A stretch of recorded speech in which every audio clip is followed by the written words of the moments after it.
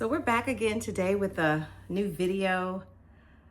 Last, I guess, week and a half, it has been rough on you, girl. I don't know. My mood just took a little bit of a dip. I think it's because I was so uber productive, during my Groundhog Day challenge, that I think I kind of put myself into like a need to recover mode. I don't know what it was. I'm still trying to figure it out. But it's almost as if when I got off that whole, trying to make sure I managed my decisions and, kept everything to a basic routine, it's almost like I don't know, went into a tailspin. But in all honesty, there were a couple of things that were happening in life that was just making things a little bit harder than they needed to be. So I'm going to assume it was just that.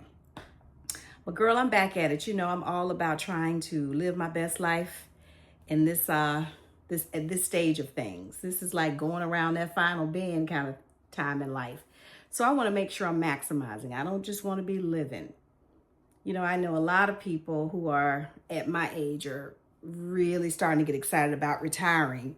But for us girlies out here and some dudes, if I got some dudes tuning in, we're just getting started. And we're not trying to get ready to retire. That's not what's on our dance card. We're trying to figure out how to, get all these things done that we've been trying to get done since we were 20 and life got in the way. But, I spent a lot of time talking about trying to streamline processes and how you do things to help you stay organized and on top. But I had to realize that it was time for me to organize my space. Yes, ma'am. And I started to show you guys pictures of all the clutter that I had acquired. And I tend to go through like a huge decluttering, at least every 3 years, probably 2 years, But I'm married to somebody that really likes to hang on to his stuff. I mean, he's the type of person that feels like he may need it again. And so there's always that balance. So if I had my way, I would probably do a massive declutter every 2 years. But for sake of the marriage, I stretch it out to about 3. And sometimes 5 years before I do a massive declutter. Well, guys, I did a massive declutter, honey. Because we also got to get out to this cabin. And the whole point of the cabin, when we got this great idea back in 2016, was to try to live a little bit more of a decluttered, peaceful life, right? And I'm all about minimalism. Honey, I'm not a maximalist. I'm a minimalist. And so I said, you know what? We need to get back on that train. And so I'm pulling out all these kinds of things and I'm trying to get rid of stuff. And so I thought, well, this will be great for a YouTube video. So I jotted down some reasons why you need to declutter. And then I jotted down what areas of your home you need to clutter. Now, this might stretch out to quite a bit of a series because you guys know I love the whole idea about streamlining and decluttering. I really do. If there's something I can get rid of and replace with something that can do more than one thing, then that's what I like to do. It is. But there is a YouTuber that I love. Her name is, I think it's Operation Nikki. And she has a little bit of a different strategy, but honey, I love this woman. She likes lots of things, meaning she likes to have what she needs for whatever she has to do. And she keeps things nice and tidy. I mean, if type A was a person, it would be her. But it doesn't bother me one bit. I am there for it, honey. I'm there for it because I love it. Because she has one rule that I believe in, and that is everything has a place and everything needs to be in its place.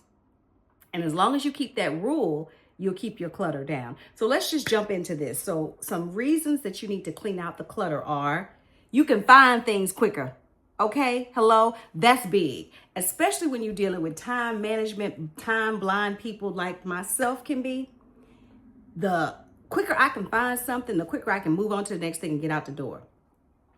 I'm telling you, you have no idea how many times when I was a younger version of myself, before I knew what was going on with me and how to best manage it, I would lose like 30 minutes getting dressed in the morning, trying to find socks, trying to find the belt, trying to find the earring, because one would be here and another earring would be under the bed someplace, or over here in this part of the dresser.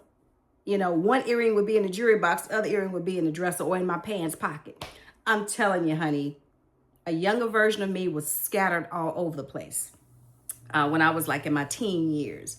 And so I noticed that when my things have a place, you get your stuff on, you get it going, right? You go one place for your earrings, one place for your shirt, one place for your socks, one place for your undies, everything in a place. One place for where your backpack is, one place for where your shoes are. You get the point. You get the point.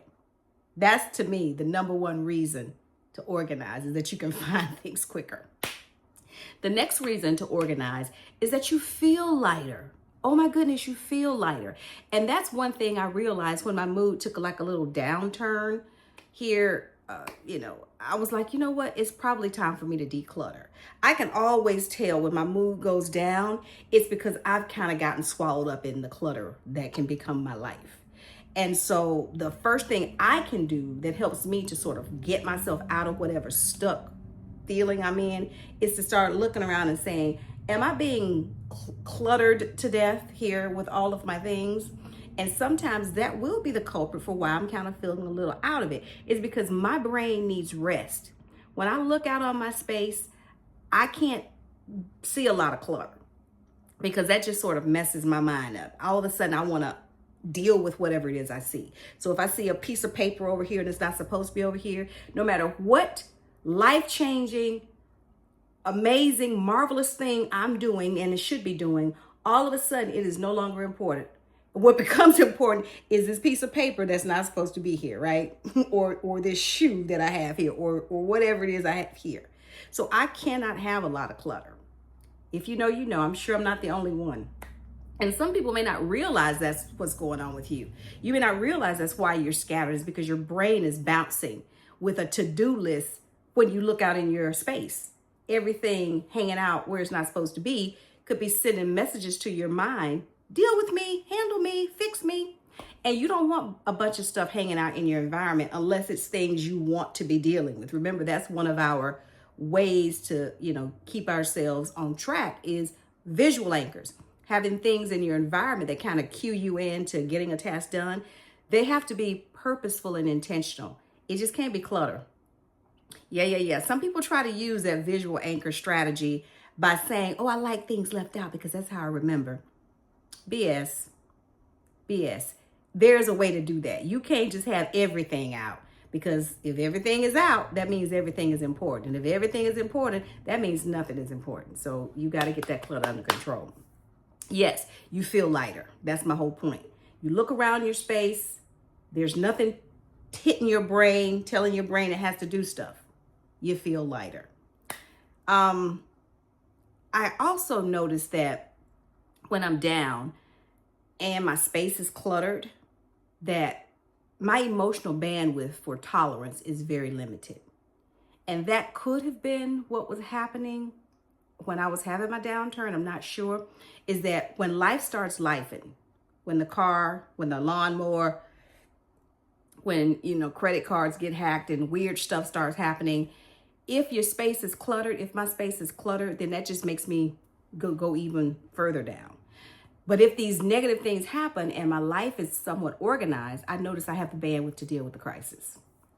Now, the third reason you want to manage your clutter, clean it out, get rid of it, is it gives you the opportunity to become a giver.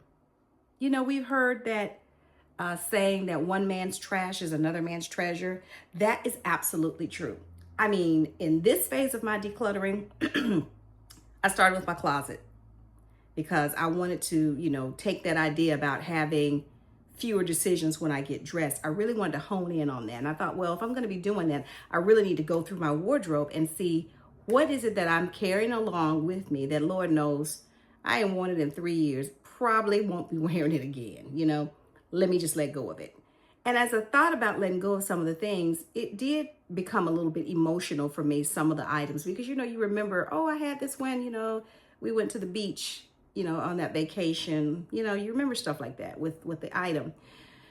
But what I was able to do to let myself release it is I remembered another man's trash is another man's treasure. And when I thought about how this could bless somebody, then I was able to let it go. Because some of the things I kept telling myself, oh man, I ain't wear this for 3 times. I can still get some use out of it. Never mind, I'm 2 sizes larger than that now. You know, chances of me getting back down to that could happen, but somebody could be using that in the time that I'm waiting to get myself down to that size. So I thought, you know what? I'm just going to really enjoy the idea that I'm about to bless someone with these things. I'm about to take them down to Goodwill. I paid $50, $60, $70 for this. Somebody's about to pay $5 for it. You know, that's the Goodwill way, right? So I began to enjoy that idea. Just, man, you know, I'm really about to bless someone with this. And every time that would tug on me, I'd pull out a shirt that was too snug because the girls have gained weight too. Every time I would pull something out that was too snug, and I would be tempted to say, well, you know what, I can almost wear this. You know, I just need to lose about another 5 pounds. Never mind, it's going slow. But anyway, I digress. I was able to comfort myself by saying, you know what, somebody probably needs this shirt. They may have a interview or something they want to go to. Some young size 4 in her 20s. Got a job interview. She may need a nice white shirt like this. Let me put this in the bag. Let me get this down. And so I was able to come up with like 2 full size hefty bags of stuff that I can gift. And that made me feel really good because I thought, you know what? This is really what life's about. It's about using what you need, being a good steward of what you need, of what you have and what you use. Be a good steward of what you have and what you use. That means using the stuff. You don't want to keep it and you never use it. I never understand people say, well, I'm going to keep it for a rainy day. That does make sense. But when you got something that you keep it for a rainy day and it's been 5, 6, 7, 8, 9, you're never using it and it's thrown in the back of the closet and it's taking up space from something that you could be using, I would kind of think about that. I know, especially when you're living out in the country in a cabin like what my family is thinking about doing, we're trying to do, you do have to have, what is the old saying? 2 is 1. You need to have 2 of everything because when things break, you may not be able to get to it quickly because you're kind of out there, far out in terms of driving distance. I get that. But we got to do that within reason. I'm not going to live a life where I'm surrounded by everything that I could be using or I could use one day. And I don't have space for the things I want to be using daily in my life. That's not going to happen to me. Don't let it happen to you. There's always balance, honey. So become a giver. That helps you get rid of things with a joy in your heart and not with a fear or a foreboding. You have a joy. And the next thing I want to talk about is when you become a giver, guess what you avoid becoming? A hoarder. Yeah, I said it. A hoarder. I don't know if you guys ever watched that show that was on TV about hoarders.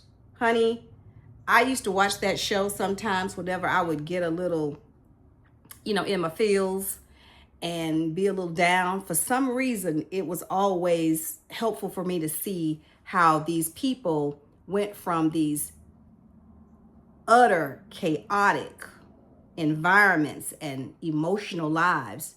And this team comes in of psychologists and professional organizers and community leaders and helpers and family members. They come in and they support this person and they help them organize the chaos in their environment, which helps them calm down emotionally.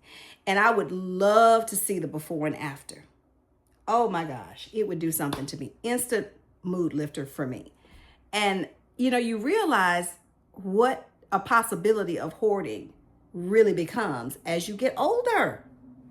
It's real easy to become a hoarder because as we get older, you want to make sure you're routinely starting to clean out that clutter because we all are at that age where we got parents in their 80s, in their 90s, and they got so much stuff that they've left us to deal with when they go to sleep in the Lord.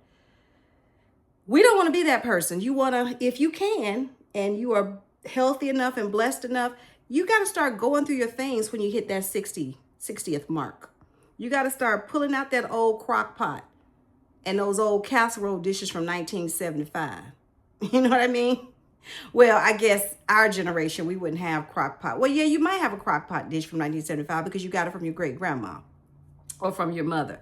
And you got to start deciding who in the family wants these things. Who's going to be the caretaker of it? You got to start going through the stuff you had in the 80s. I could say that, in the 80s.